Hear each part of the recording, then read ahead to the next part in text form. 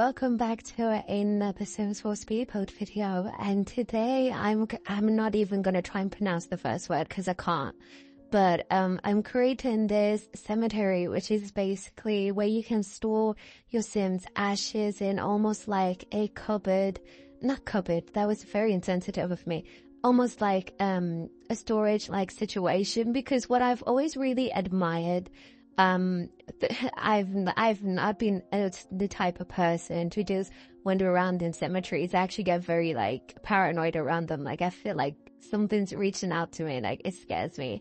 But when I do think of cemeteries, obviously I live in the UK, so a lot of our cemeteries are quite gloomy, and I feel like there is a beauty in that there is like normally the burial site, so it's like the body becoming one with the earth, and it kind of feels like they're almost rejuvenating the tree. They're probably not, but it almost feels like that just because of the way that the trees are always so overhanging, and the very like traditionalist architecture of the funeral homes near these actual funerals. Like they normally got very like Tudor medieval inspired and elements in it, and they're very expensive. That's one thing to note in the UK, they're very expensive. And I've also been a cemetery in Zimbabwe, which is a little bit similar, but obviously because of the different environments, it has a different type of aesthetic to it. So whilst England is very like leaves and greenery, and you can it really just feels like you're in the UK. And it's it always has this really unkempt element to it as well. It's not always entirely well polished. It just feels like you come along and you pay your respects and you move along. And so there's the one in Zimbabwe, what I'm aware of, my parents, they do pay for like people to keep up to tabs and keep a lot of the graves up kept within that scenario. But since the environment is quite different, it would be less green and there's more of like a yellow tinge just because of the dust within having like an almost savanna-like climate. So I haven't been to anything that really looks like this. I think I probably saw it in a movie before, potentially. But because I'm pretty sure I didn't just spend my free time coming up with places where you would put people's ashes. I'm pretty sure I saw this somewhere to some extent. But I was like, I've always really enjoyed the almost like clinical aspect of these kind of burial places, because in my head, not burial places, places where you can place your loved one's ashes, is because in every single day, in my every life, I really do value the very old, the very gritty, the very traditional like aspects of British architecture. I absolutely love it. I've said this before. I would love to live in a little bit of an older home, potentially removed of any spirits that may haunt it, just because I'm very paranoid like that. But then just really feel the nostalgia and the hominess and everything like that. I really do love those aspects of British culture. Even in a marital sense, if I ever do get married in my life, I would love to get a late August, early September, which would be an issue. So probably late September, because my birthday is early September.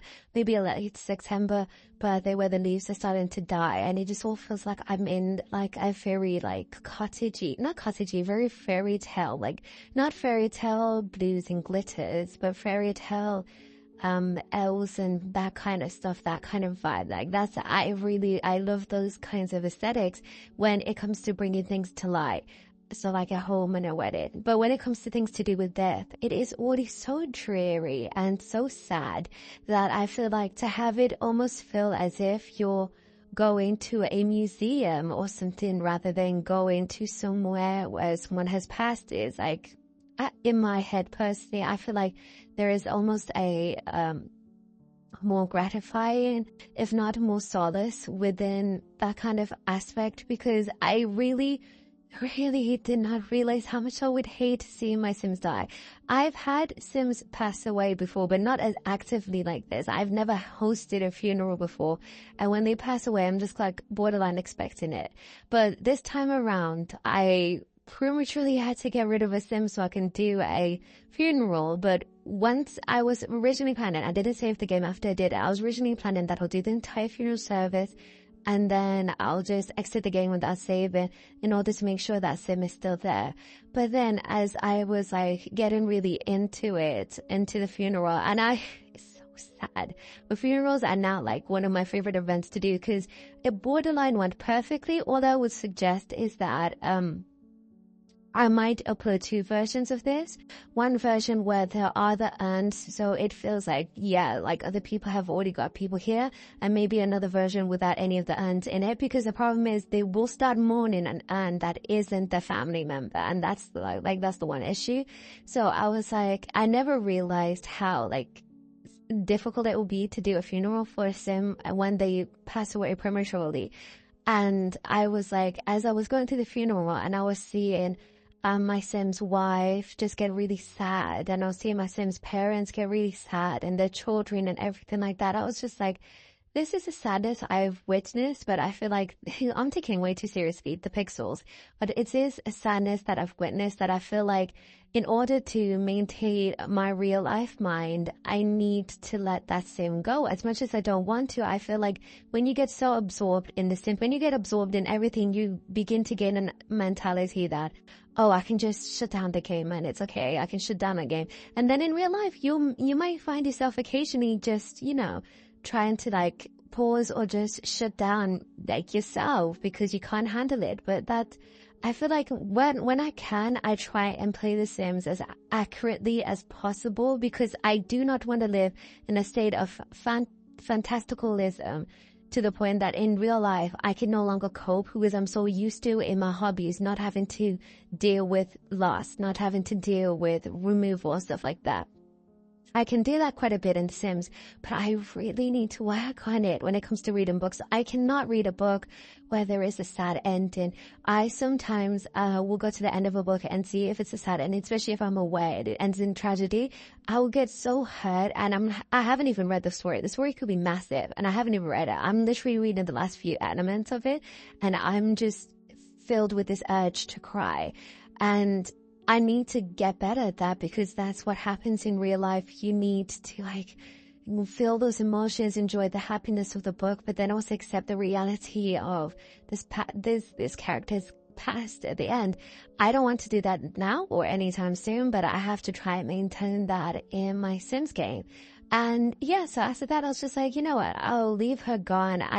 But I couldn't stand her ghost being around. So I had to send her off to wherever they go, to the abyss, because I couldn't see her around. It was going to be too much for my sim. But I thought, really, to round it all up, I thought this was a really good build to have if you've got like multiple sims and you just don't want to faff around with a massive cemetery. Like, this is just like a perfect place to put even your pets and stuff like that, and just have them all in this one place. And if you truly want to find a way so you can actually like tag who's who. But yeah, this is my still can't pronounce the name of the first aspect, cemetery. Yeah. And I've also been playing around with a new G shade, because I thought maybe I tweaked mine a bit, so it's a bit brighter for the building side, so you can see a little more on the building side, but then the cinematic intro is still my normal preset. So I'm still tweaking around and stuff like that, trying to see what's going to work for my game and everything like that. But I really, really, really like how it's like come around. And what I noticed as well as I was doing the cinematic intro is that it really kind of feels like you're watching or you're at a wedding venue, just because of the bright white colors and everything like that. But again, like I said, I don't want to see death as so dreary and miserable, because you're already dreary and miserable. Don't add on to that. I know me, when I'm personally sad, I do end up just reading really sad books and listening to sad music to just kind of push my emotions. But realistically, if you're really, really sad, don't try and add to the sadness. I feel like the way that I have decorated this, it allows a sense of hope, as if you are aiding them into the next life, and there's a sense of joyousness and stuff like that. I really like how it came out. And since I'm building this in OASIS Springs, which means I'm building it in my baby save file, I got to see all of my Sims come together, because they never come together. But I got to see this is my legacy families, and I just got to see them all come together. And I never really do weddings. They kind of just get like marriage sign on paper and go, because weddings are a faff. But like, it was really great to see like everyone together. And I really should do more events with like my save files because God, I really loved it. And I really love them. I really do.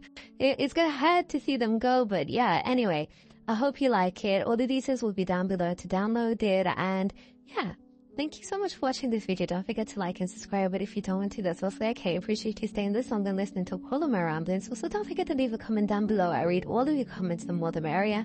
And I'll see you guys in the next video. Goodbye!